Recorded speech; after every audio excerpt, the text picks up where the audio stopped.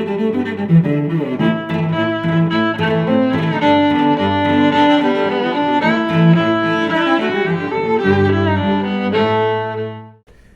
vamos a hacer una introducción a la sociología. Vamos a ver qué es la sociología y qué se hace en la sociología, para que luego al menos pues, al terminar el curso no se pueda decir que no sabéis qué es la sociología ni qué es la sociedad. Vamos a ver al principio unas definiciones básicas de los manuales de los libros que os he pasado. Algunos de ellos son manuales muy clásicos, como por ejemplo el de Anthony Giddens y Sutton, que además es de 2022 y está publicado en español ya. No sé si está en la biblioteca, pero al menos lo tenéis disponible con este recurso que os pasé. Eso sí que lo habéis compartido, ¿no? Me imagino. Vale. Pues vamos a ver qué es eso de la sociología y qué es la sociedad. La sociología se puede decir que, en cierto modo, es una perspectiva acerca de lo social. Algunas de las definiciones que se han hecho, probablemente de las más importantes e introductorias a la sociología, son las de Anthony Giddens, las del Mazzionis y Plumer, del manual que también tenéis disponible, y de un sociólogo catalán que es Salvador Giner. Según Mazzionis y Plumer, la sociología sería un estudio sistemático de la sociedad humana. Ahí introduce un término que puede ser relevante para entender algunas de las corrientes que se han desarrollado en la sociología en el siglo XX, como el sistema. Sin embargo, se hace referencia a un conjunto de técnicas, de metodologías, de teorías para acercarse o aproximarse a la sociedad.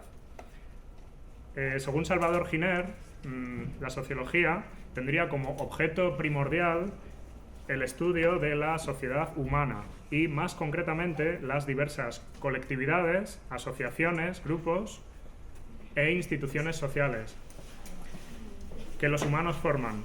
Es decir, aquí ya hace referencia a grupos, ya concreta algo más.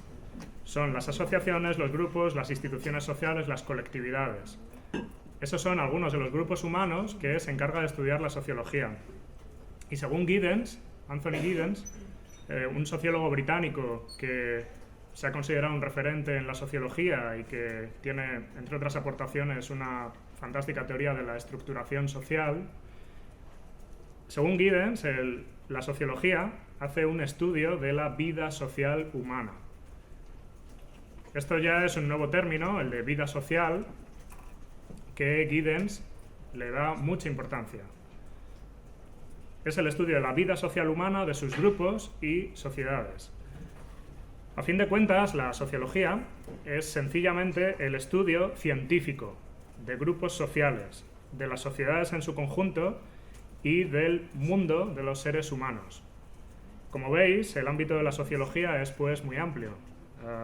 Las sociólogas analizan desde los encuentros en la calle, como por ejemplo hacen los etnometodólogos,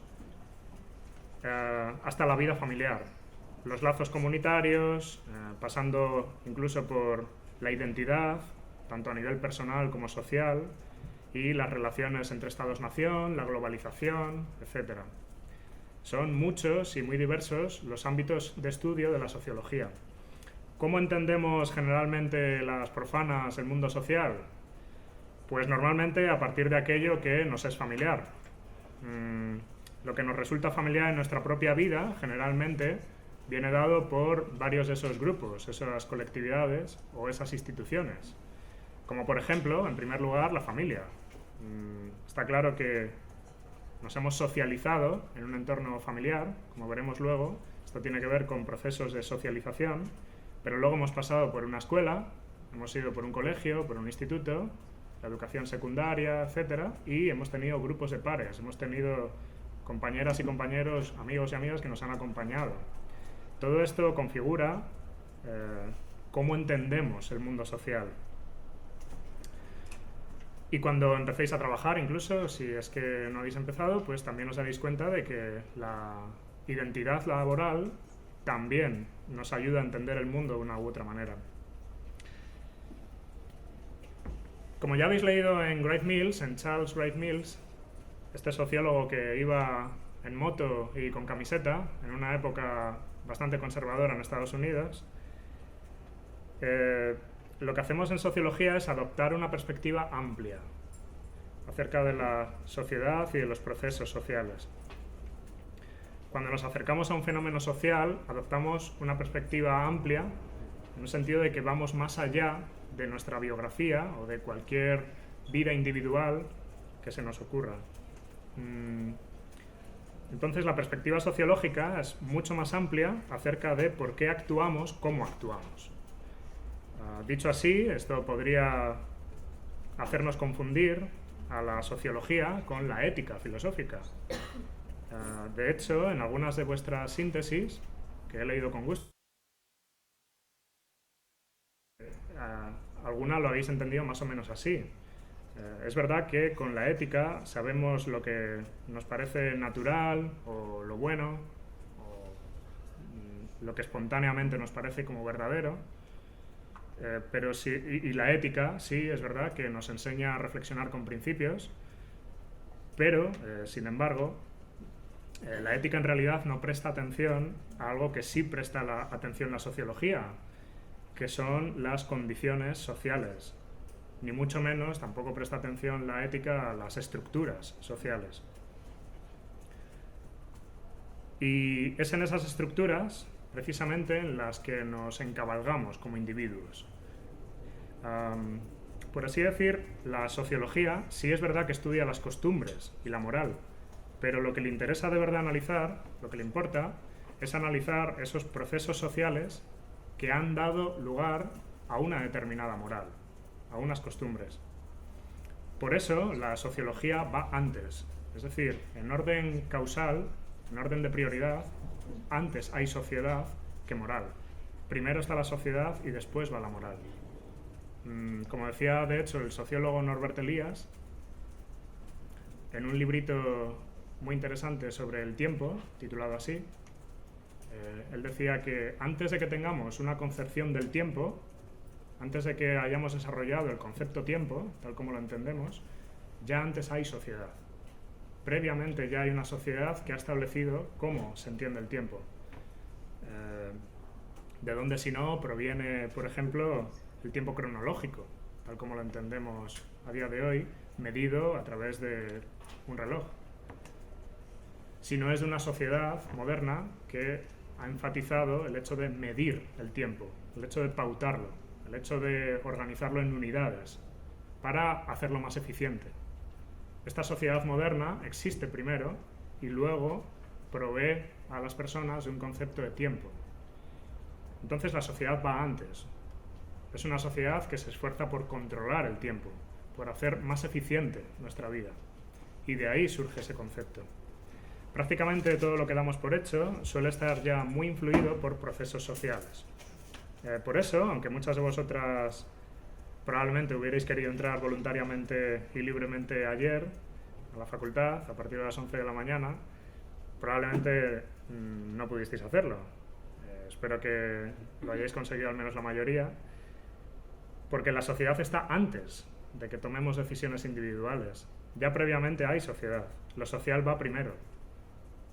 Lo que nos pasa en nuestras vidas no suele pasarnos solo a cada una de nosotras, sino que hay más gente a la que le ocurren fenómenos sociales que nos inquietan.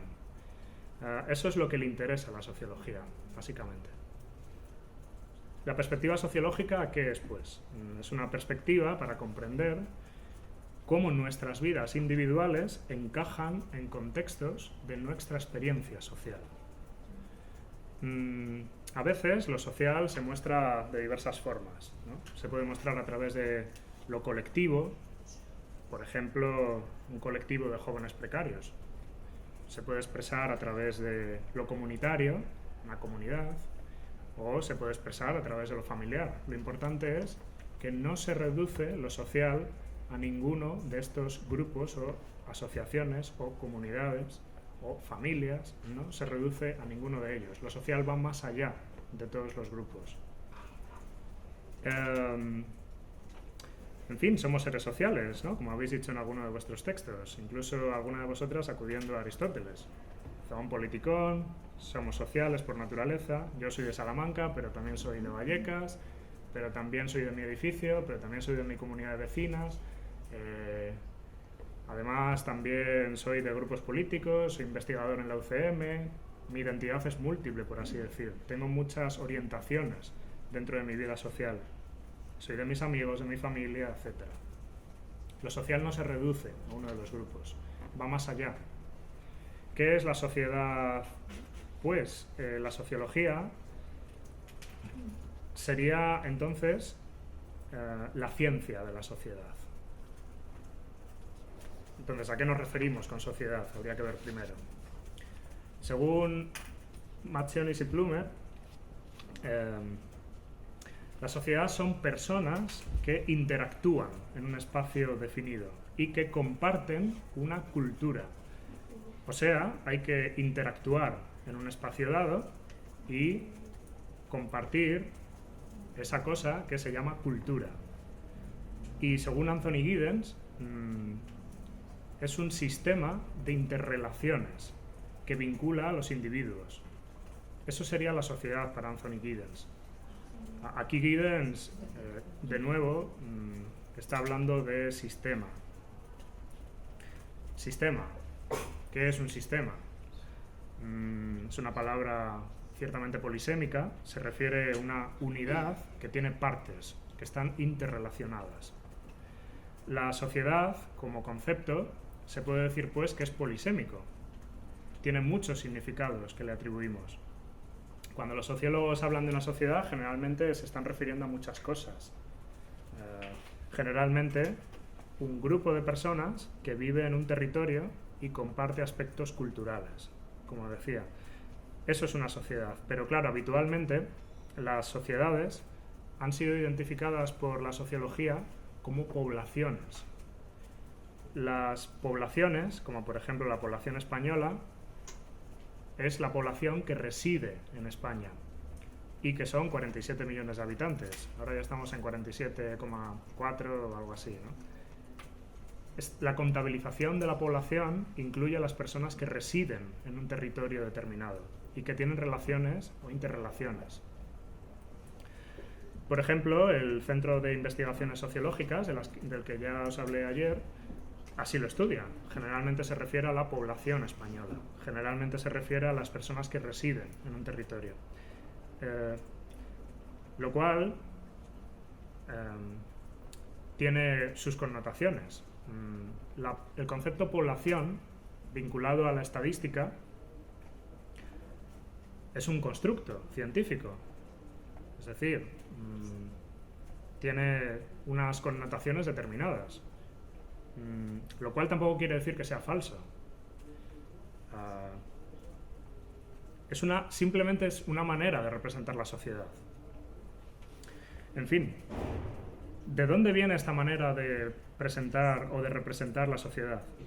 Generalmente viene del siglo XIX. Normalmente las poblaciones se han asociado con los estados nacionales, con los territorios dentro del Estado-nación. Eso significa que el criterio que se ha utilizado para definir a las poblaciones es el de territorios administrativos. Es decir, el Estado tiene una serie de competencias dentro de unas fronteras, pero no fuera de ellas. La sociedad sería lo que quedaría dentro de esas fronteras. Eso serían las sociedades nacionales del siglo XIX, pero claro, podemos cuestionarnos, en última instancia, ¿por qué hablar solamente de la escala nacional, a nivel geográfico? ¿Por qué no ir más allá? ¿Por qué no hablar de una escala internacional, por ejemplo? O incluso una escala urbana. A lo mejor tiene mucho más que ver a lo mejor no tiene mucho que ver un señor de Cuenca, de un pueblo de Cuenca, con una señora de Malasaña, por ejemplo. Quizá tiene más que ver una señora de Malasaña con un señor del barrio de Soho, por ejemplo, en Londres. O alguien del barrio de Salamanca quizá comparte más cultura con alguien del barrio de Mayfair, en Londres. Entonces, ¿por qué ceñirnos solamente como se ha hecho desde el siglo XIX, a territorios nacionales o a estados, sí hay otras escalas. A día de hoy esto es una cuestión que se ha discutido desde hace 1 o 2 décadas en la sociología del espacio concretamente, y que a día de hoy pues podemos poner en cuestión este elemento que proviene del siglo XIX. La idea, como os decía el lunes, de que la sociología nació junto a la estadística, era porque en el siglo XIX había una necesidad urgente de contar a la gente. Es decir, de hecho, hay un acuerdo más o menos explícito dentro de los sociólogos de que la sociología nace como consecuencia de 3 factores, fundamentalmente. Por un lado, la modernidad. Por otro lado, la revolución industrial y, por último, la revolución francesa. La modernidad, la revolución industrial y la revolución francesa produjeron cambios en muchos órdenes. Son los más importantes probablemente el ámbito político, el ámbito económico, también el ámbito científico y sobre todo los cambios sociales que se producen en esta época. Por ejemplo, como veremos luego, si nos da tiempo, se dejó de hablar de estamentos sociales. Es una época, después de la caída del antiguo régimen, que ya conocéis por haber estudiado historia en bachillerato, en la que deja de hablarse de estamentos sociales y empieza a introducirse un concepto nuevo, que es el de clase social. Estos cambios se producen en el siglo XIX y tiene que ver con problemas que había en aquella época y que hasta qué punto esos problemas todavía se siguen conservando hoy. Por ejemplo, problemas urbanos. Las sociedades del siglo XIX son sociedades urbanas, nacientes, de momento muy rurales, pero cada vez más urbanizadas. A día de hoy son mucho más urbanas que en el siglo XIX, en las que llega mucha gente del campo a la ciudad. Se producen muchas migraciones. Esas migraciones hacen que las urbes, las ciudades, se llenen de gente que proviene de unas condiciones, a veces de expulsión de sus sociedades o sus pueblos originarios, en los cuales tenían relaciones con otras personas en un sentido casi comunitario. Como decía Tonis, no es lo mismo la comunidad que la sociedad. Unos vínculos más originarios, más trabados, más fuertes, más sólidos, que permiten encajar a las personas. Eso se podría decir que son las comunidades originales, los orígenes, los pueblos y tal. Claro, estas personas, al llegar a las ciudades en el siglo XIX, de repente se encuentran con unas situaciones a veces miserables. Se encuentran en situaciones muchas veces de hacinamiento en casas y se producen problemas higiénicos, etc. Estos problemas suscitan soluciones y suscitan explicaciones acerca de cómo resolverlos. En fin, estas ciudades ultracontaminadas, yo no sé si las seguís percibiendo a día de hoy, sobre todo cuando llegáis a Madrid, ¿no? Se ve una boina de humo bastante importante.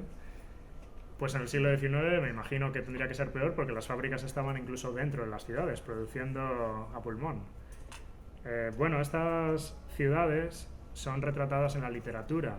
Probablemente conocéis algunas obras, ¿no? Por ejemplo, Benito Pérez Galdós se hinchó a hacer obras de literatura sobre la situación y el estado de las ciudades a finales del siglo XIX y principios del siglo XX. Generalmente, de hecho, por cierto, es la literatura realista, ¿no?, del siglo XIX. Me imagino que ya lo estudiasteis en lengua y ahí habéis visto cómo el realismo social, el realismo literario, se opone muchas veces a un romanticismo, a una idealización de las condiciones burguesas de la sociedad, ¿no? La realidad de muchas personas en las ciudades era bastante más diferente de lo que se planteaba en algunas obras que retrataban la vida de la burguesía de la época. Generalmente, la sociedad implica, pues, como os decía, compartir una cultura, es decir, una lengua, unos valores, unas normas. Sin embargo, la sociedad también incluye instituciones.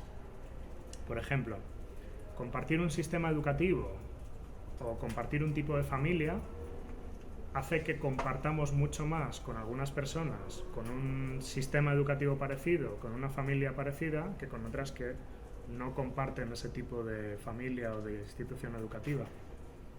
Normalmente las instituciones sociales, como las estructuras sociales, están hechas para durar. Es decir, José Luis Sampedro, que es un economista que ya murió hace unos años, decía una frase que yo creo que es muy reveladora acerca de qué es la estructura, que es lo que dura, lo que dura es estructura y lo que no es coyuntura. O sea, lo que tiene voluntad, lo que tiene capacidad para perdurar en el tiempo sería estructura social. Lo que no sería contingencia, coyuntura, algo que dura poco, etc. Pues eso que perdura es la estructura social de una sociedad. Ahora, es un concepto también polisémico, el concepto de estructura social, a pesar de que es importantísimo y lo va a salir constantemente durante el curso, pero es un concepto que, como decía San Agustín del Tiempo, si no me lo preguntas sé lo que es, pero si me lo preguntas no tengo ni idea de lo que es. Entonces, hay muchas aproximaciones, hay muchos sociólogos que han entendido la estructura de múltiples maneras. Y desde el estructuralismo, por ejemplo, del siglo XX, se ha depositado mucho peso sobre esa estructura social y cómo las estructuras determinan nuestras vidas. Esto es justamente lo que habéis leído en Wright Mills. Cuando comenzamos a pensar en la vida social, con conceptos como sociedad, instituciones, estructuras sociales, generalmente estamos usando la imaginación sociológica. Y por tanto estamos pensando sociológicamente. La sociología, en suma, por cerrar aquí el concepto, sería describir, explicar y comprender la sociedad. Como diría Wright Mills, la imaginación sociológica nos permite comprender la historia, las biografías y las relaciones entre ambas. Sabéis que no tengo muy cargado el material audiovisual, pero aquí quería rescatar una parte de vuestras síntesis que reitero que me han gustado mucho. Algunas os ha salido incluso poesía, lo cual indica que algo os ha tocado por dentro.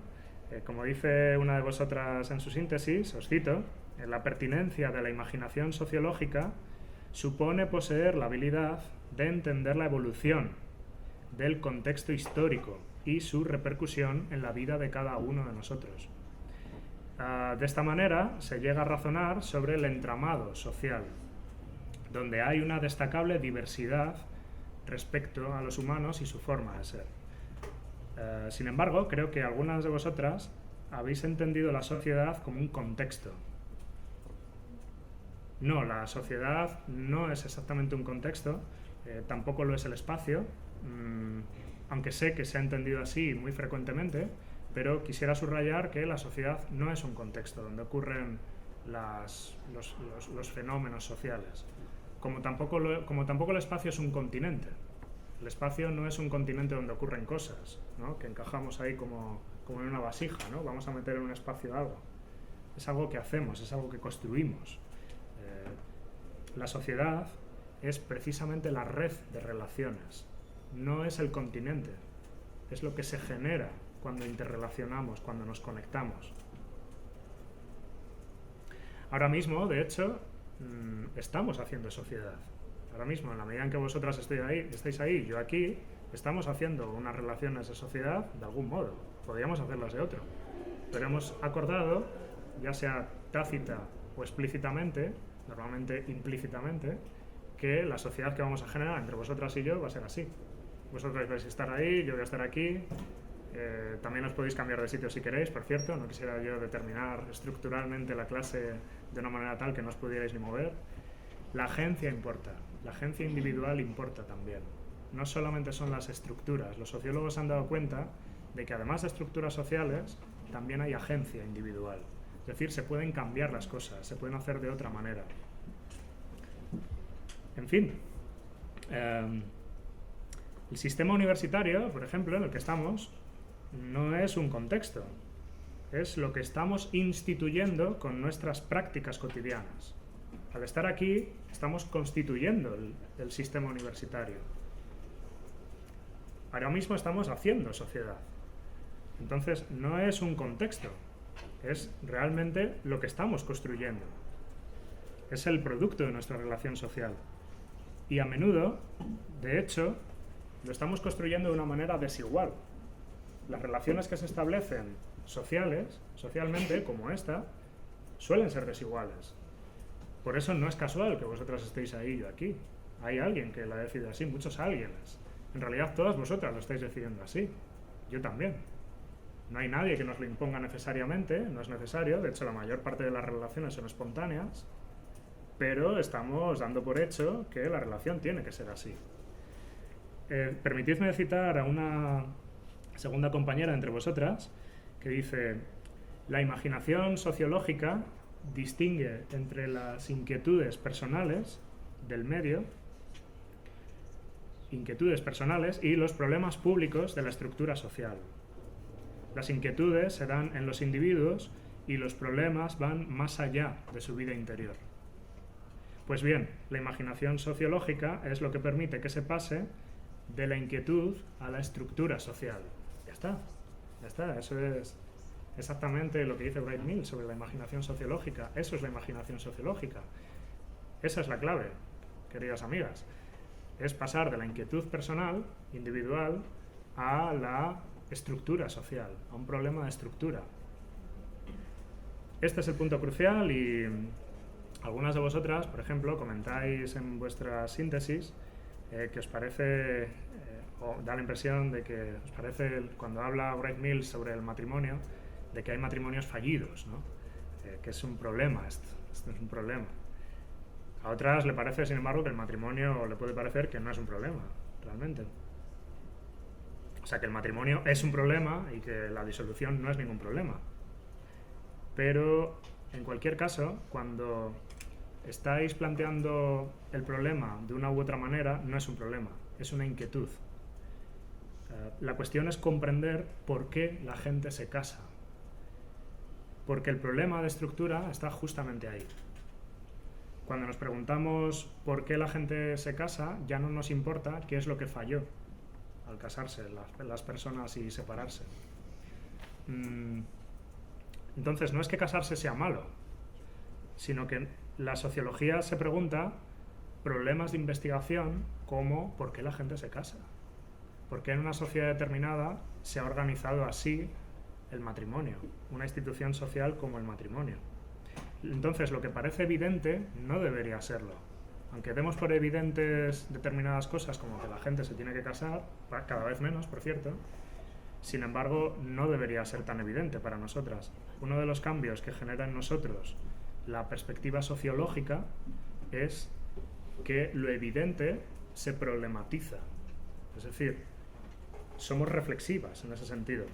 Estamos mirando hacia nosotras y por qué entendemos las cosas de una determinada manera. O sea, es una manera de tomar conciencia social. ¿Se entiende esto?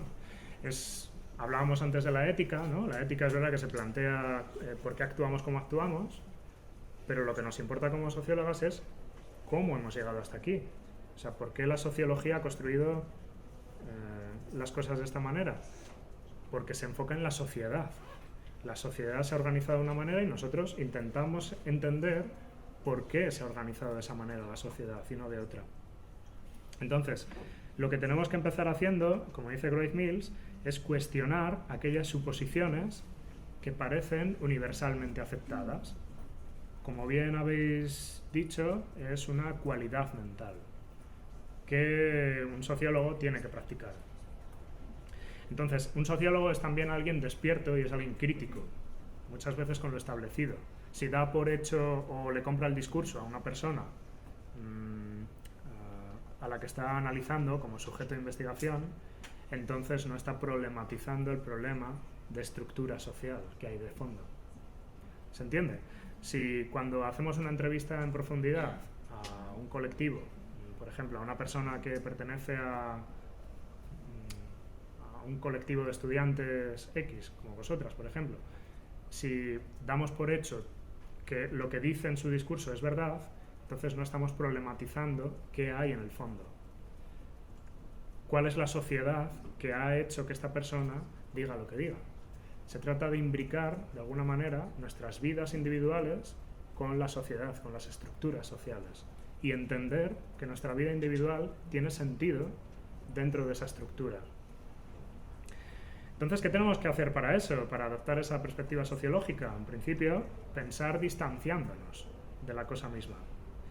Una vez que ponemos distancia de por medio a rutinas familiares, por ejemplo, como las que tenéis vosotras con vuestras familias, entonces podemos verlas de otra manera. En ese momento, hechos como, por ejemplo, maltrato o otras situaciones conflictivas, dejamos de verlo como una cuestión de personalidad y pasamos a verlo como un problema de investigación, como por ejemplo el problema de la dominación social, que está naturalizada muchas veces y que es lo que nos sale espontáneamente, sin que nadie nos haya dicho que esto tiene que ser así. Los actos, entonces, cuando los analizamos desde este punto de vista, cobran un sentido diferente. Nos preguntamos en ese momento, por ejemplo, por qué las personas dan por hecho que tiene que haber relaciones de dominación en una sociedad o en una familia. ¿Por qué tiene que haber relaciones de sumisión? ¿Por qué tiene que haber una autoridad definida verticalmente? Entonces es cuando los actos cobran un sentido diferente, digo, y justo en ese momento es cuando podemos empezar a construir la vida cotidiana de una determinada manera. Una vez que vemos eso, que es rutinario, que nos parece el día a día, eso que nos sale espontáneamente como algo extraño, en el momento en que extrañamos lo familiar, podemos darnos cuenta de cuántas cosas estamos adoptando espontáneamente en nuestra vida de manera inconsciente. Cuántas cosas damos por hecho que no tienen por qué ser así, sino que pueden ser de otra manera y que pueden cambiar. Nos percatamos de que eso, en primer lugar, le pasa a más gente. No solamente nos pasa a nosotras. Y entonces es cuando empezamos a ubicar la biografía individual en el entramado social. Empezamos a poner en relación las cosas. Lo que nos interesa son esos problemas. Eso que hemos conseguido poner en relación. Pensad, por ejemplo, en el acto de ayer. ¿Por qué ayer no pudisteis entrar en la facultad como habitualmente lo hacéis? Pues porque la sociedad va primero. Es decir, vosotras podéis libremente querer entrar en un sitio de una manera habitual, pero es que la sociedad va primero. Es decir, os encontráis con que hay una serie de grupos que impiden o que se han organizado de manera que vuestra voluntad individual es puesta en cuestión.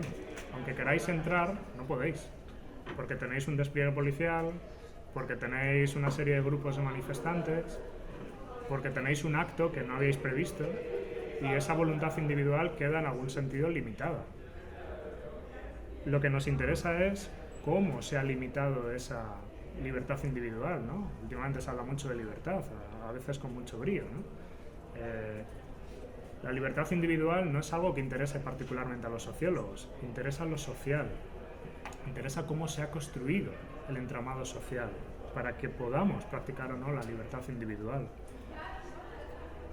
¿Cuál es en este caso el problema de estructura social, de que ayer no pudierais entrar en clase o que lo hicierais con más dificultades?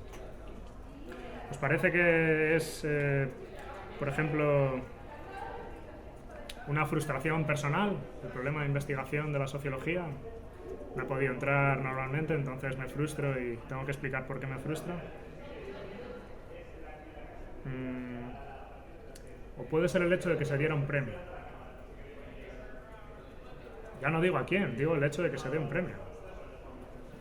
Ver las cosas desde una perspectiva sociológica es poner en cuestión el propio evento que estamos escudriñando, o sea, su mera existencia. Hay en el fondo un problema de estructura social en este caso. Fijaos, por ejemplo, en el rectorado. El rectorado es un equipo de gobierno que tiene bajo su mando a miles y miles de personas. Casi 70.000 estudiantes universitarios, y creo que varios miles de profesores. Hay mucha gente que tiene bajo su mando.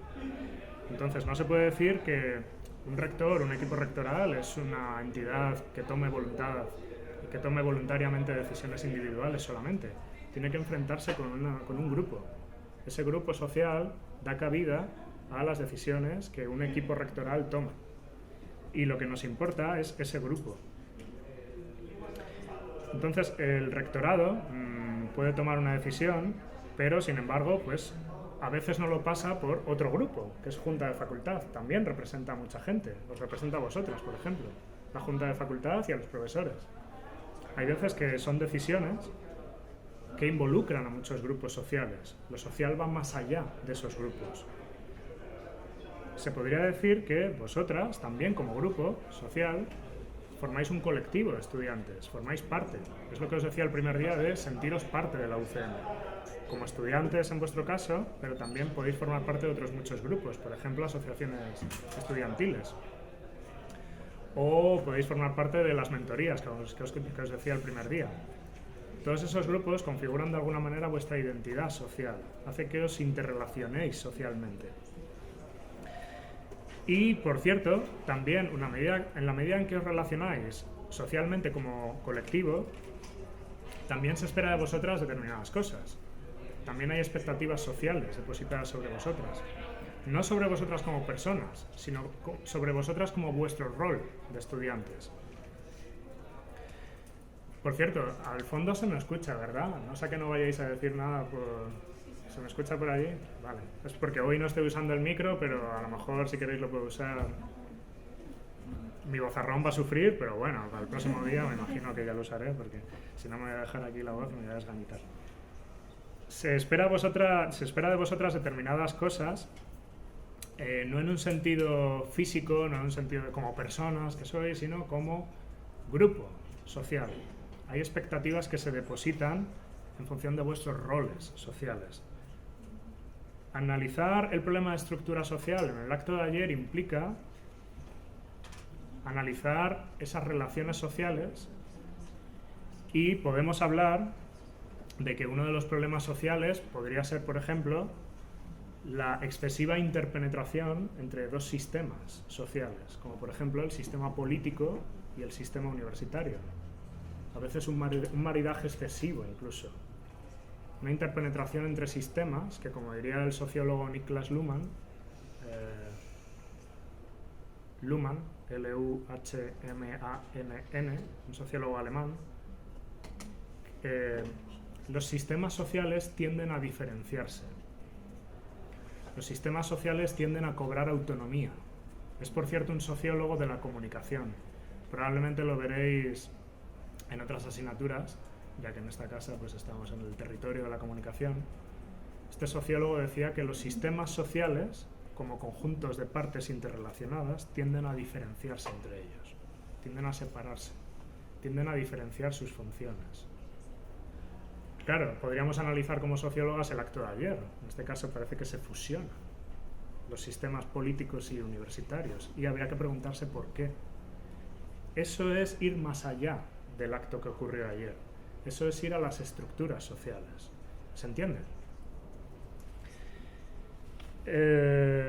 Bien, lo que pasa es que hubo un sabotaje, ¿no? También. O sea, de alguna manera surgió un acto no previsto, unas consecuencias no previstas de la acción social, como por ejemplo una estudiante, Elisa Tribino, que pone en solfa no una cuestión individual de a quién se ha dado un premio, sino el hecho de que se dé un premio. O sea, la esencia del discurso a nivel sociológico es el hecho de que se pone en solfa el discurso meritocrático. O sea, ella empieza diciendo que ¿para qué vale este premio? ¿No? O sea, que no lo quiero, que realmente vosotras, las personas que no tienen un premio, también han aprendido. Y sin embargo alguien, un rectorado no solo, pero también una institución social en su conjunto, ha tomado decisión de dar premios. Cuando lleguéis a cuarto, a una de vosotras le darán un premio, o a dos. ¿Qué significa esto? Pues que alguien ha tenido la mejor nota de la clase. ¿Y qué significa eso?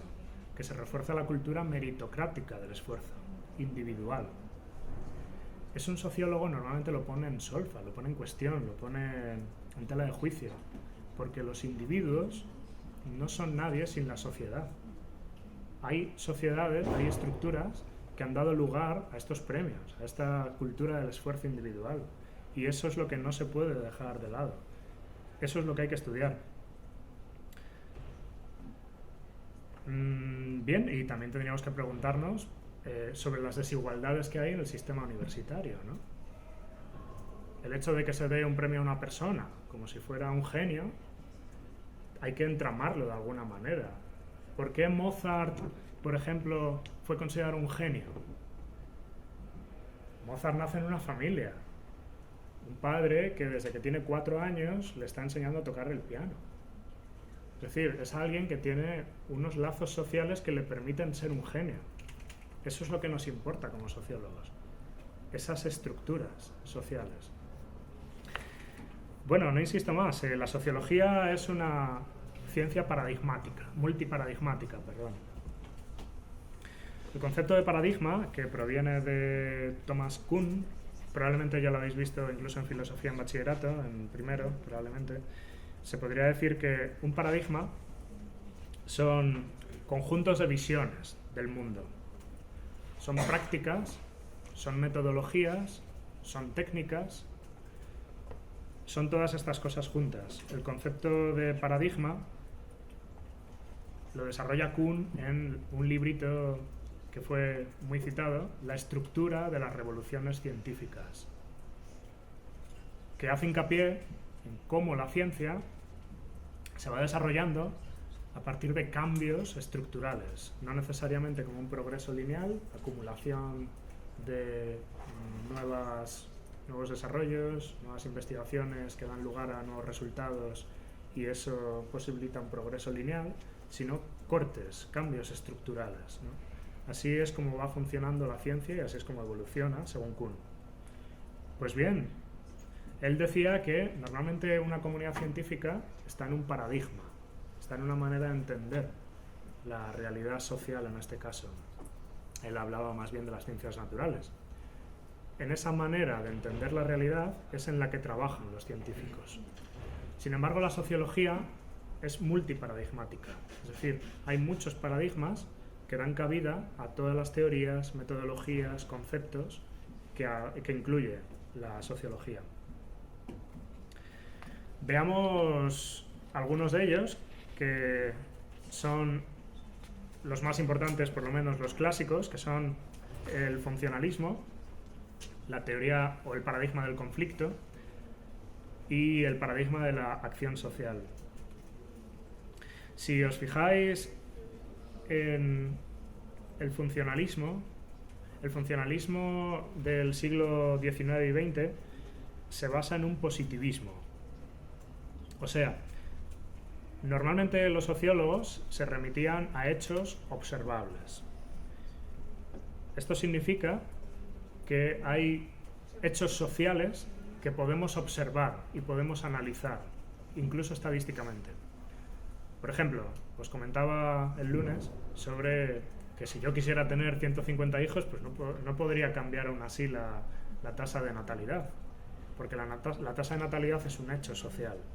Está ahí a pesar de que yo no quiera que se mantenga. A pesar de que yo quiera transformar ese hecho social, no puedo. Se me impone. Esto lo veremos con Émile Durkheim cuando veamos a este sociólogo francés que hablaba de hechos sociales.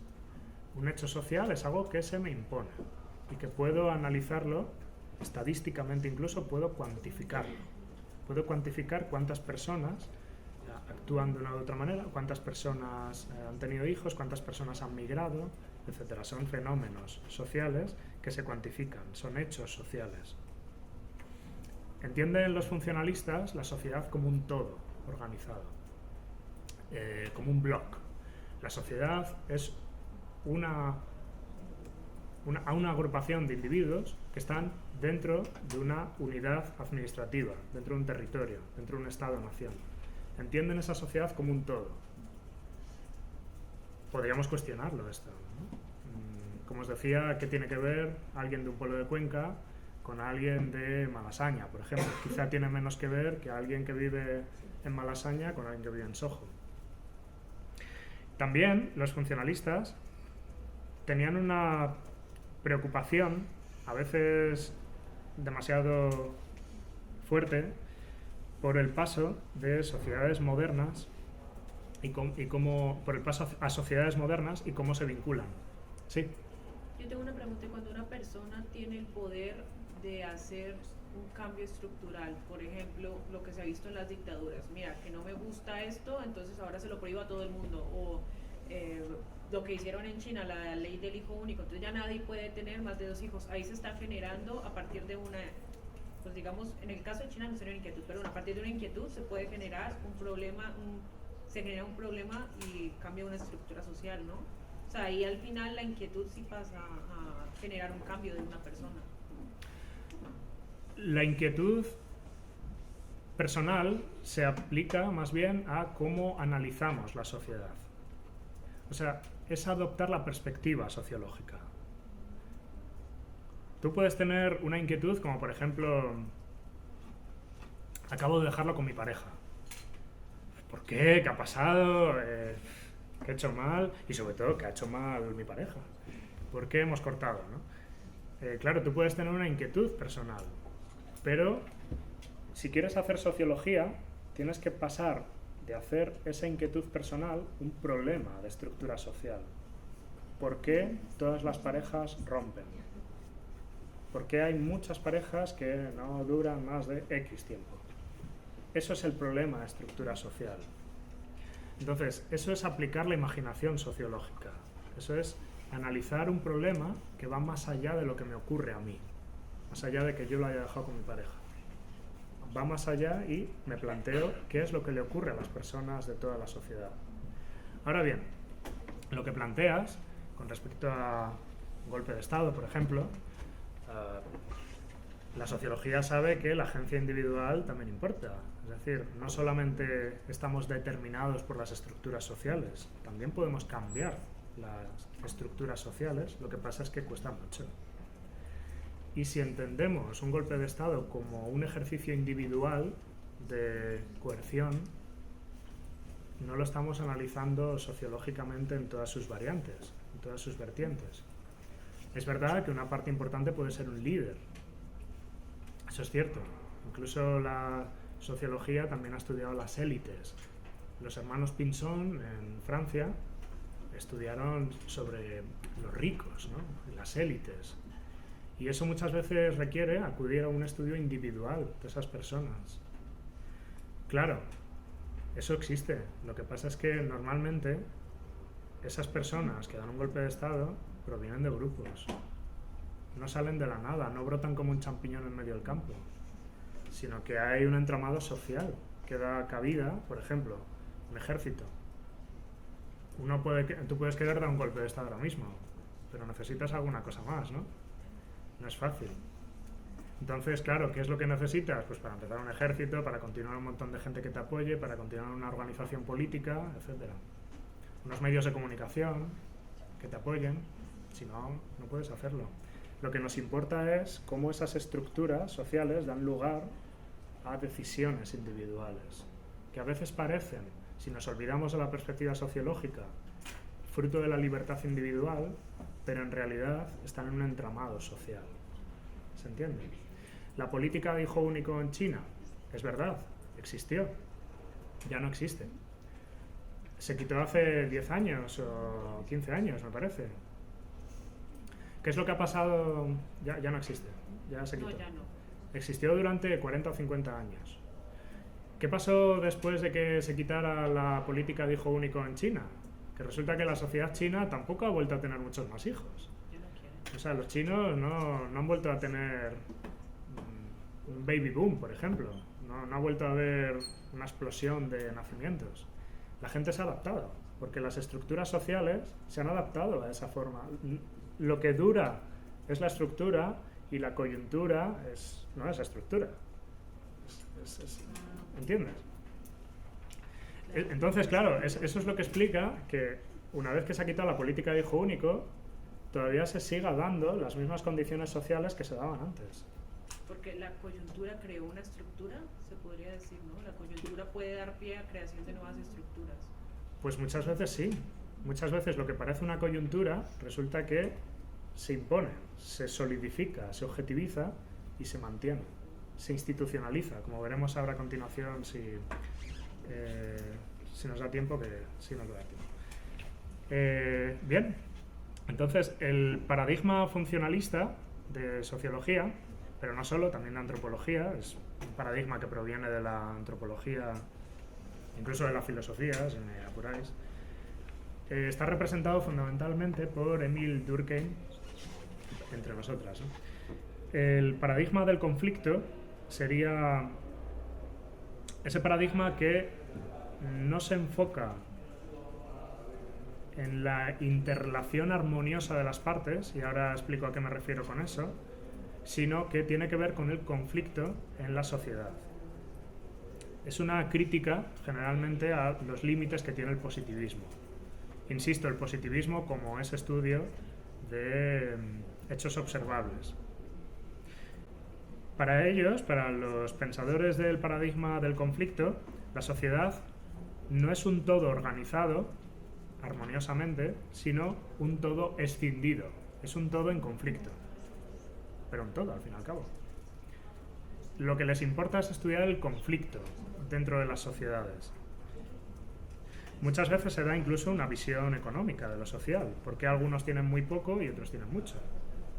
Eso genera conflictos, a veces incluso en asuntos laborales, ¿no? Como veremos y como veréis quienes hayáis desarrollado o os hayáis apuntado a los casos prácticos que tienen que ver con la sociología económica y del trabajo. Y estudian los pensadores del paradigma del conflicto, generalmente, de este paradigma clásico de la sociología, muchas veces los modos de producción y la propiedad. Como decía Rousseau, la fuente de la desigualdad social tiene que ver con la propiedad privada. Esto lo decía Rousseau, siglo XVIII. Estos pensadores del paradigma del conflicto se lo toman muy en serio y parten de ahí para hacer sus análisis sociológicos. Entonces se enfocan en los modos de producción, que ya veremos con Marx y en la tercera clase. Karl Marx es probablemente el primero y el más importante de estos sociólogos. Luego tendríamos el paradigma de la acción social, con Max Weber como uno de los representantes clave. Este enfoque, este paradigma, se interesa más bien por el sentido subjetivo que damos a nuestras acciones. Cuando llevamos a cabo una acción social, normalmente le damos un sentido.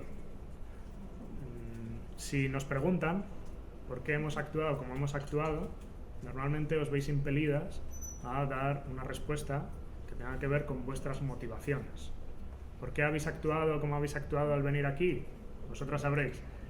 Eso es lo que importa desde el paradigma de la acción social, esas motivaciones que dais a vuestras acciones. Entonces, los pensadores del paradigma de la acción social hacen el constructo científico de tipos sociales. Ya lo veremos con Max Weber, insisto. Los tipos sociales son retratos robóticos a veces. O sea, no tiene que ver con nuestras acciones, sino con maneras de organizar nuestras acciones en tipologías. Nuestras acciones se pueden encajar en distintos tipos, ¿vale? Ya lo veremos con Weber, que uno de los tipos es la racionalización de nuestras acciones, en un sentido instrumental a veces. Y la modernidad es entendida generalmente como un proceso de racionalización. En este caso, los pensadores como Max Weber está muy claro que se dedican al tema de la racionalización, de cómo las sociedades han pasado a hacerse más racionales. Ahí tenéis, por cierto, quienes lo hayáis elegido, el último de los casos prácticos, que es sobre la McDonaldización de la sociedad. George Richter, uno de los autores que tenéis en los recursos que os he pasado, George Richter hablaba de la McDonaldización de la sociedad, diciendo cómo la sociedad y toda nuestra vida cotidiana se ha organizado racionalmente. cómo se han pautado nuestras acciones de manera racional. Ya veremos en qué consiste eso. ¿Qué imagen tendría la sociedad en cada paradigma? ¿Qué imagen hay de la sociedad en cada paradigma? ¿Y qué cuestiones se plantean los sociólogos en cada paradigma? El funcionalismo diría que la sociedad es un sistema armónico de relaciones sociales y que generalmente se basa en el consenso. O sea, lo más importante para un funcionalista es atender a las condiciones que dan lugar a un consenso social. La manera que tenemos de organizar la sociedad armónicamente. Lo que les importa es cómo nos integramos socialmente. Esto ya veis que es muy diferente de cómo lo entienden los teóricos del conflicto. Lo que les importa a los teóricos del conflicto no es la integración social, no es cómo trabamos nuestras relaciones, cómo las hacemos armoniosas e integradas. Lo que les importa es cómo son los conflictos sociales. ¿Se entiende, no? Los conflictos sociales se pueden dar por muchas razones. Una de ellas la propiedad privada, yo tengo y vosotras no. Otra de ellas es la desigualdad de ingreso. Unos tienen mucho, otros tienen poco. Y se trata de ver por qué se han dado esas relaciones sociales desiguales y que generan conflicto social. Se exprese o no. El conflicto puede ser latente o puede ser manifiesto. Es decir, no tenéis por qué dar por hecho que existe en un sentido explícito. Muchas veces el conflicto está subterfugio. El conflicto está subterráneo. No lo vemos, pero existe. En fin. ¿Cuáles son las preguntas que se hacen los teóricos funcionalistas? ¿Cómo se integra la sociedad? ¿Cuáles son sus partes en un sistema? ¿Cómo se interrelacionan? ¿Y qué se preguntan los teóricos del conflicto? ¿Cómo se divide la sociedad? ¿Cuáles son las pautas de desigualdad que hay? ¿Cómo intentan algunas posiciones mantener sus privilegios? Cuando hablamos de discurso meritocrático, generalmente estamos adoptando una posición legitimadora. Yo me he esforzado mucho, por tanto me merezco tener un puesto determinado. Eso es un discurso meritocrático de autolegitimación. Entonces, eso genera desigualdades sociales. Uno puede decir que yo me lo he currado mucho y que vengo de abajo del todo y qué tal, pero eso genera conflicto con alguien que también se lo ha currado mucho y sin embargo no ha llegado a ese punto. ¿Entendéis? Y los teóricos del paradigma de la acción son más micro, por cierto. Si los otros eran macro, sociales, o sea, la sociedad como un todo, insisto, está ahí en el PowerPoint, la sociedad como un bloque, por así decir, como un sistema, los teóricos de la acción se centran más en las pequeñas acciones, se centran en la acción social. ¿Cómo vosotras justificáis vuestras acciones que lleváis a cabo? Entonces se centran más en lo individual y en la interacción entre grupos sociales. ¿Se entiende? Entonces es más micro, va más a los grupos, no a las sociedades en su conjunto. Es microsociología. Por ejemplo, un interaccionista simbólico se centra en la interacción entre grupos sociales y cómo esos grupos configuran sus emociones, por ejemplo. Cuando interactuáis con vuestro grupo de amigas, estáis configurando vuestros grupos y vuestras interacciones de una manera determinada. Se generan emociones, se generan sentidos de la acción social. Y eso es lo que estudian los teóricos del paradigma de la acción social. Se preguntan cómo se experimenta la sociedad, cómo interactúan los individuos para crear roles. Un rol vuestro, muy claro, es el rol de estudiante. A partir de ese rol se espera de vosotras determinadas cosas, determinadas acciones. Un esquema interesante para comprender todo esto sería este, sobre la dialéctica de lo social. La dialéctica, que por cierto no es un diálogo, sí, sé que etimológicamente proviene de diálogo, pero aquí no se entiende así, más bien se entiende como esos elementos que interactúan entre ellos. Y hay varios elementos que le interesa a la sociología. Por ejemplo, la sociedad, la estructura social y la estratificación social. La sociedad, a la hora de actuar sobre nosotras como individuos, lo hace a través de una cultura. Como os decía, interrelación de personas que comparten una cultura en un espacio determinado. Esto sería la propuesta que os hago. ¿Cómo vosotras como individuos os socializáis en grupos? Esa socialización son procesos sociales básicos que veremos ahora. Son procesos de estructuración social. ¿Cómo interiorizáis la estructura social? Entonces, propiamente hablando, la sociología estudia la sociedad, pero no la cultura. Lo que pasa es que en la práctica, muchas veces, los sociólogos y las sociólogas han estudiado también procesos culturales, sobre lo que compartimos, sobre las normas que compartimos, sobre los valores, sobre, en fin, todos estos elementos que tiene la cultura y que veremos ahora. ¿Cómo interiorizamos la cultura? Bueno, hay varios elementos de la cultura que tenemos que tener en cuenta. Por un lado, la cultura tiene componentes cognitivos. ¿Cómo comprendemos el mundo? Estos elementos compartidos acerca de cómo es el mundo tiene que ver con nuestra cultura. No hay nada más representativo de lo que es una cultura que, por ejemplo, un Corán o una Biblia. Al final se organizan las sociedades a partir de artefactos culturales, como pueden ser estos elementos. A partir de ahí se originan toda una serie de prácticas que compartimos y que configuran una cultura determinada. Entonces, lo que quería destacar es que sociedad y cultura son diferentes, ¿vale? Normalmente los sociólogos estudian la sociedad, no la cultura. ¿Quién estudia la cultura, por cierto? Antropología. La antropología cultural, concretamente, se centra en esas prácticas que llevamos a cabo y en lo que compartimos como seres humanos.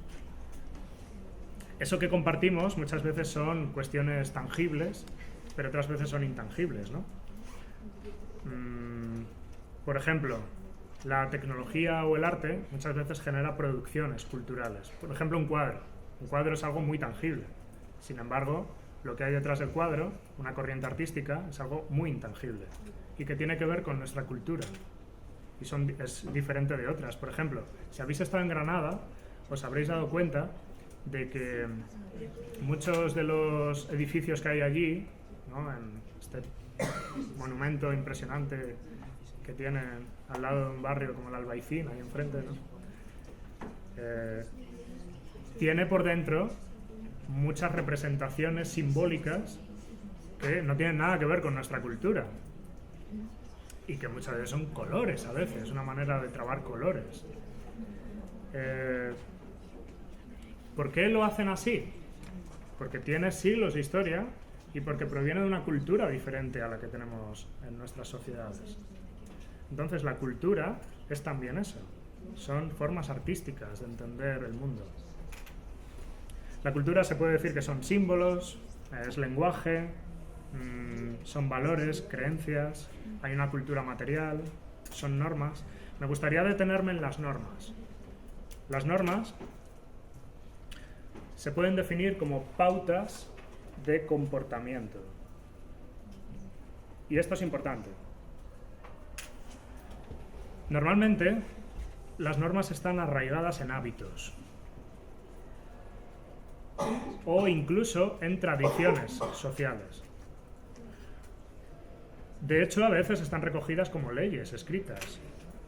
El sociólogo Anthony Giddens dice que nuestras sociedades modernas reflexivas, él lo llama así, tardomodernas si queréis, actuales, en nuestras sociedades ha producido un proceso de destradicionalización. O sea, las tradiciones han perdido importancia a la manera de configurar nuestras vidas. las tradiciones ya no configuran nuestros lazos sociales como lo han hecho tradicionalmente, como lo han hecho antes. Por eso él habla de un proceso de destradicionalización.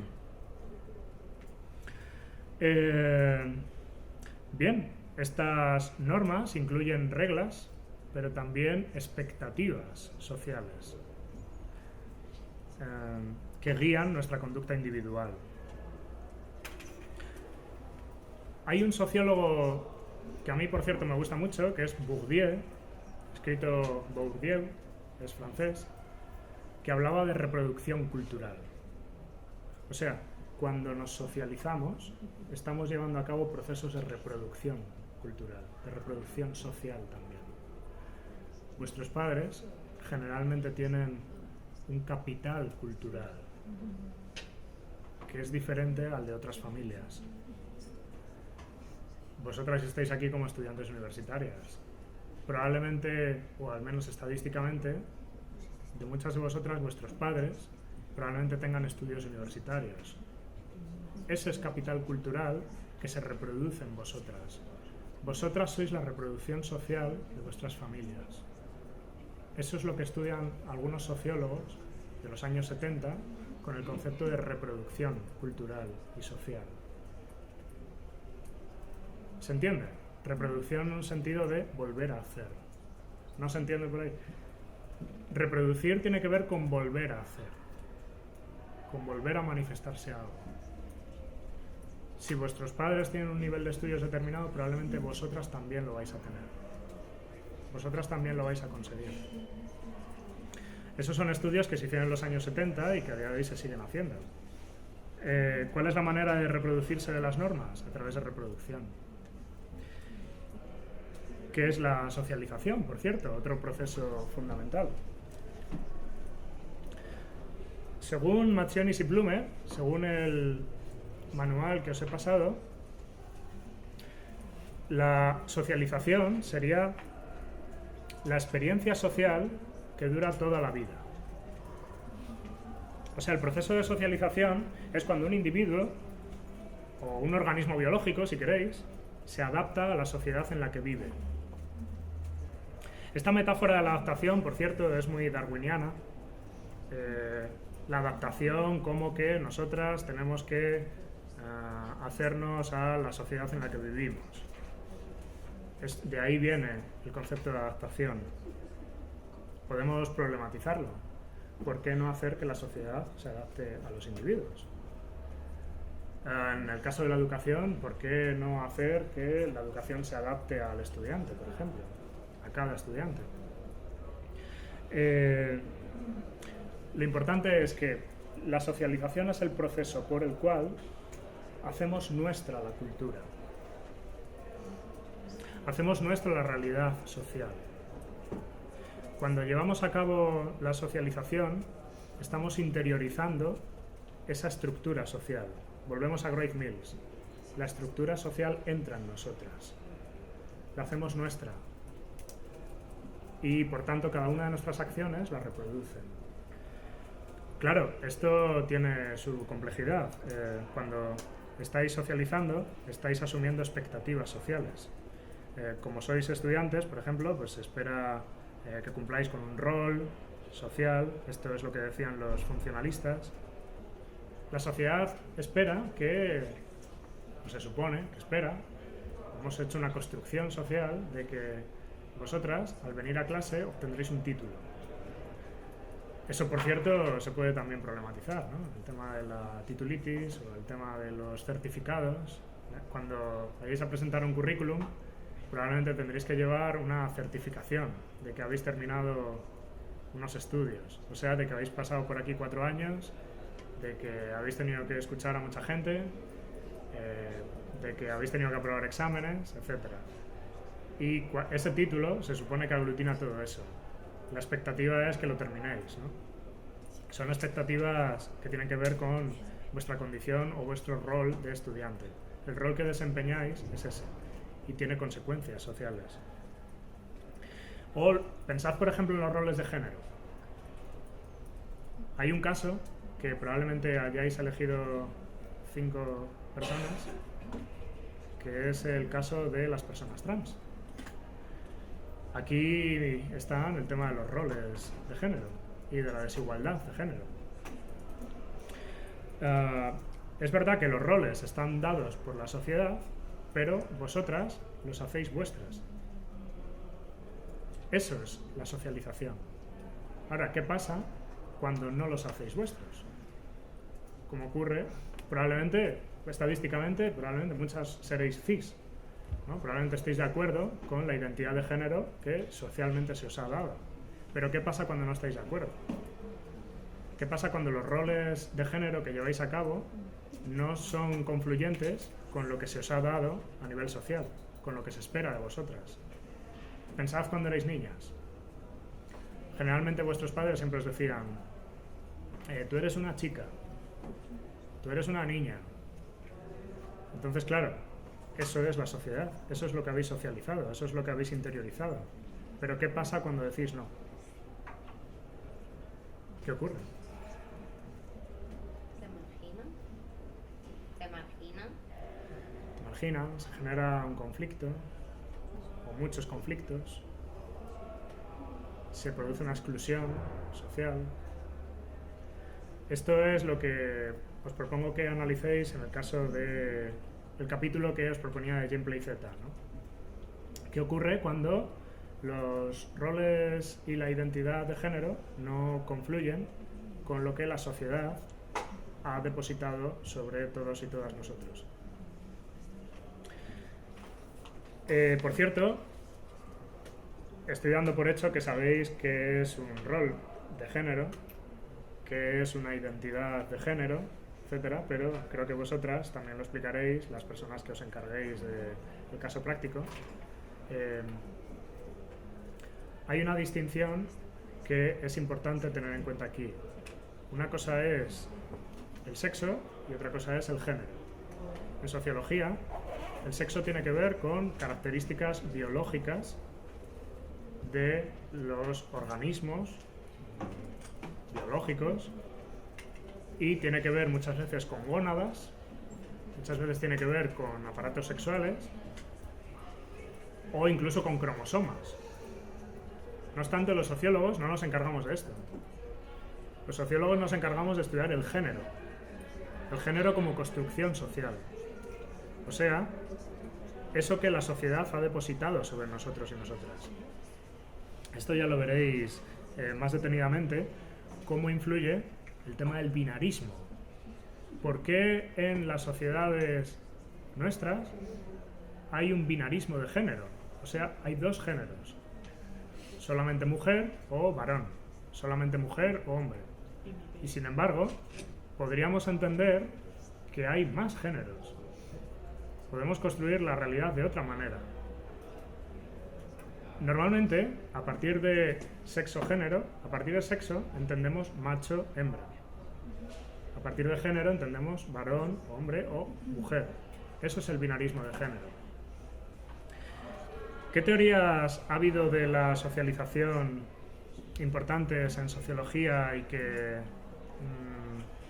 se han configurado a lo largo del siglo XX? Las teorías más importantes, y con esto vamos a ir terminando, teorías de la socialización importantes que ha habido a lo largo del siglo XX y que a día de hoy se mantienen. Decía George Herbert Mead, un sociólogo de principios del siglo XX, que tenemos un self, o sea, una capacidad humana para la reflexión. Debido al self, nos podemos poner en el lugar de los demás. No estoy hablando de empatía, estoy hablando de ponerse socialmente en el lugar de otro. O sea, el self, repito, es la capacidad del ser humano para objetivarse, para considerarse a sí mismo como objeto, además de como sujeto. ¿Cómo se lleva a cabo según Mead? A través de la comunicación. Somos seres que tenemos la capacidad de comunicarnos con los demás. ¿Y qué es lo que compartimos en esa comunicación? Generalmente símbolos. la comunicación es un intercambio de símbolos. ¿Cómo nos podemos poner en el punto de vista del otro? Se preguntaba a mí. Cuando nos ponemos en la intención del otro, cuando intentamos entender cuáles son las intenciones del otro. O sea, para comprender la intención de la acción, nos tenemos que poner en el lugar del otro.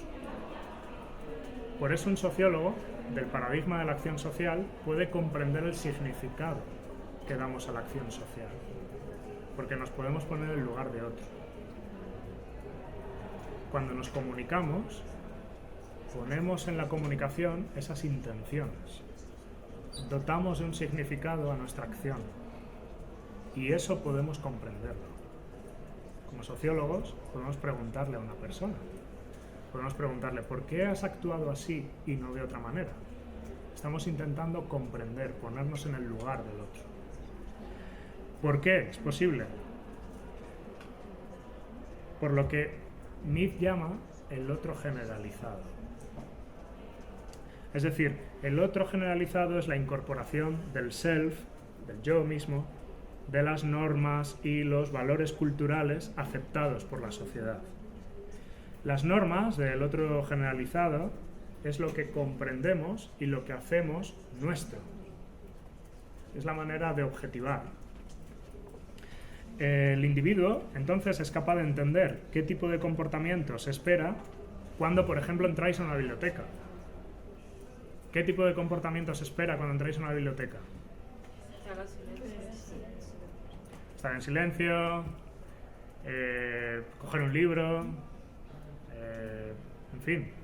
Podrían ser otras muchas cosas que son para fuera de la biblioteca, pero dentro de la biblioteca lo que hacéis y lo que se espera de vosotras es eso. ¿Por qué? Porque habéis asumido unas normas. Eso es el proceso de la socialización. ¿Qué fases tiene la socialización? En primer lugar, una fase primaria. ¿Cuándo ocurre eso? Cuando somos niños. En la socialización primaria, el individuo, en la niñez, se pone en contacto con una familia. Su contexto social, su sociedad incluso, es su familia. Eso es lo que hace suyo, sus valores, sus normas, sus expectativas, etc. El niño, pues, se convierte en miembro de la sociedad debido a la socialización que lleva a cabo en la familia. La niña empieza a saber que es Sofía. Se empieza a identificar con alguien. Os sonará aquella teoría de Coolidge de que tenemos la capacidad de reflejarnos en un espejo. ¿Sabéis? Si tenéis animales, os daréis cuenta de que una mascota es difícil que se ponga a reflejarse en un espejo. Es difícil que pueda adquirir conciencia al verse en un espejo de que es él, de que se identifica con eso que ve en el espejo. ¿Tenéis mascotas? ¿Cuántas personas tienen mascotas aquí, por cierto? Yo tengo plantas. Sí. Que si este proceso está dentro de la teoría de Mead o es algo generalizado. Esto es algo que proviene de la teoría de Mead, pero se desarrolló después de Mead. Es algo que a día de hoy se sigue estudiando, por cierto. Es algo que hay algunas revistas que todavía estudian estos procesos de socialización vinculados a procesos psicológicos a veces. O sea, hay sociólogos que todavía estudian los procesos de socialización, pero es una teoría que proviene de mediados del siglo XX. ¿Vale? ¿Cuál sería una de las características que ocurre durante la niñez y que nos permiten configurar la socialización primaria? Que hay un control. Hay un control social. Y eso se expresa cuando hacéis algo y alguien os corrige.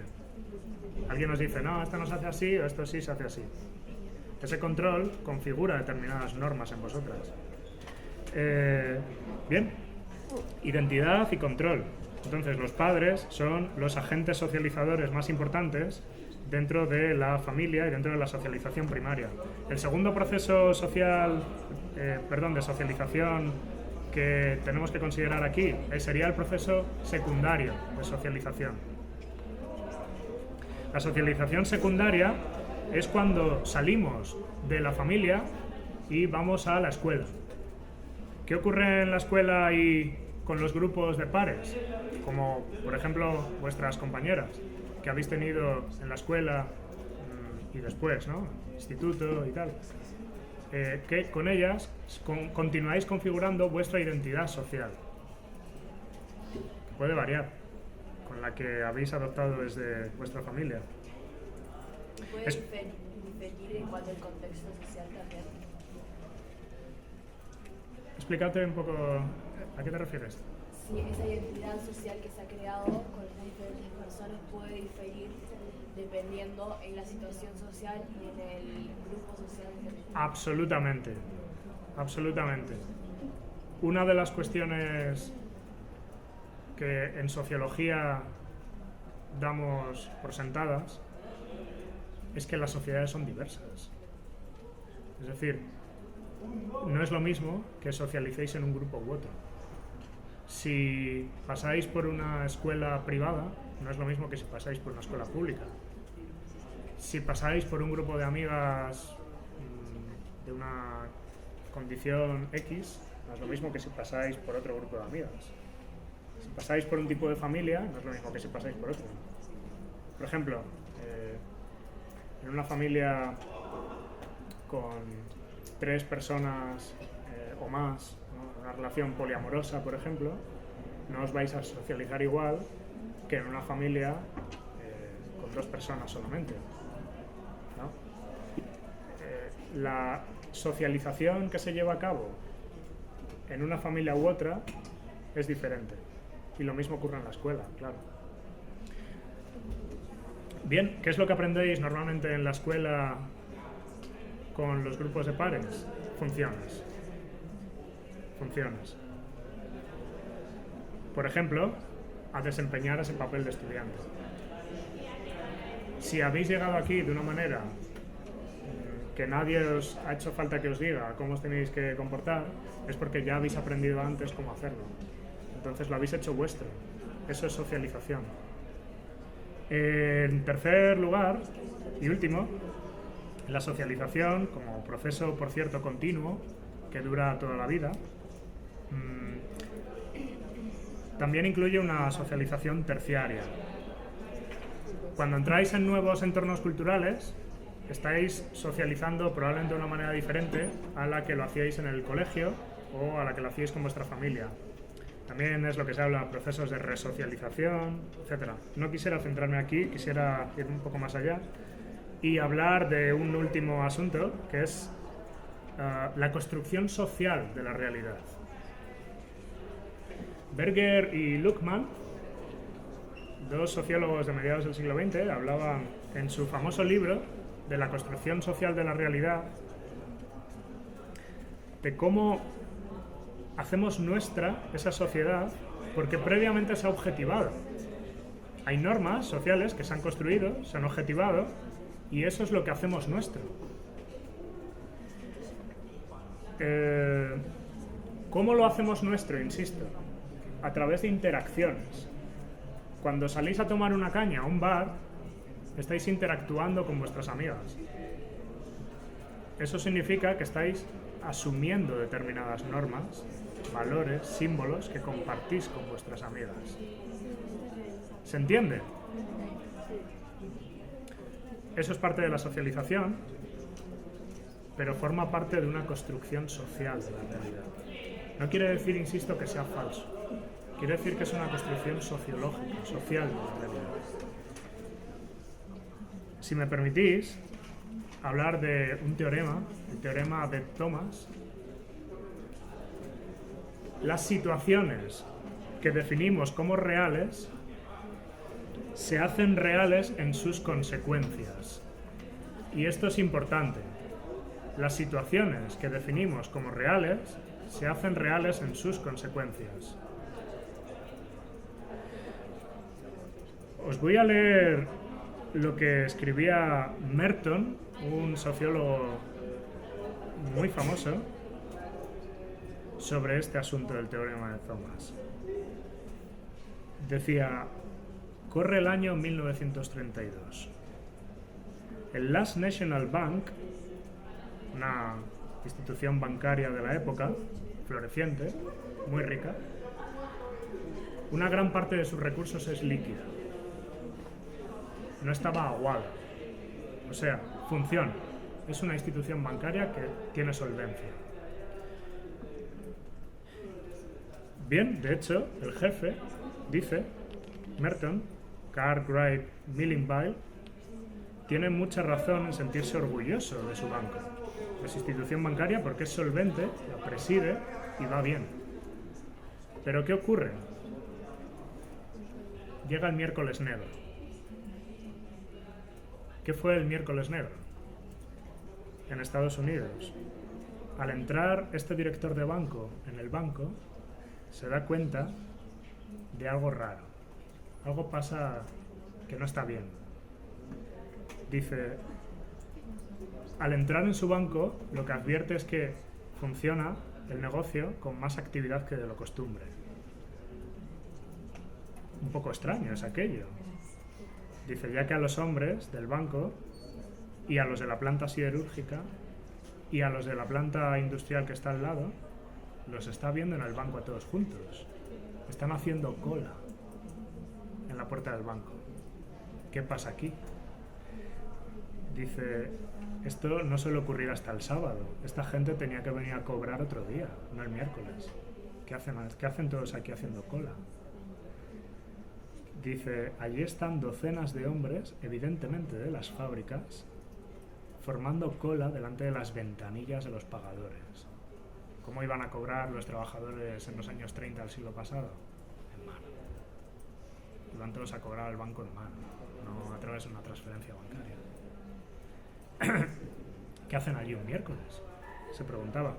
Al entrar en su oficina privada, el presidente piensa un tanto compasivamente, esperemos que no hayan sido despedidos entre semana.